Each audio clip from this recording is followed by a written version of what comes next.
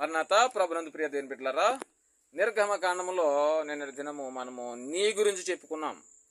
ఈ దినము గా అనగా రా కింద గావత్తు. గా అంటే ఇక్కడ దైవజనులు తెలియజేస్తున్న మాట అనగా దేవుడు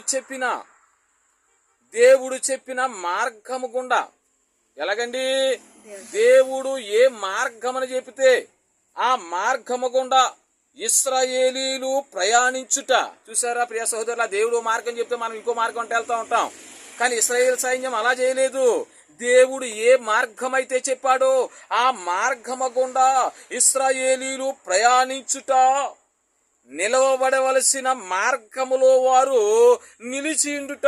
దేని బిడ్డలారా, మనం ఇక్కడ నుంచోమంటే ఇంకో దిక్కు నుంచుంటాం. దేని బిడ్డలారా, కానీ వారు అలా చేయలేదండి. ఎలా చేశారట?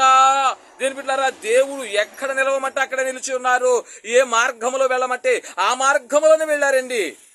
ప్రియ సహోదరులారా, మనం ఒక మార్గం చూపిస్తే ఆ మార్గం అంటే కాదండి, ఇంకో మార్గంలో ఏముందో అని దేని బిడ్డలారా తెలుసుకోవాలని కాలం అంతా కూడా అలా తయారైపోయింది. ఎక్కడ చూసినా మనం చెప్పిన మార్గం విడిచిపెట్టి, దేవుడు చెప్పిన మార్గం విడిచిపెట్టి వేరే మార్గంలో వెళ్తా ఉన్నారు.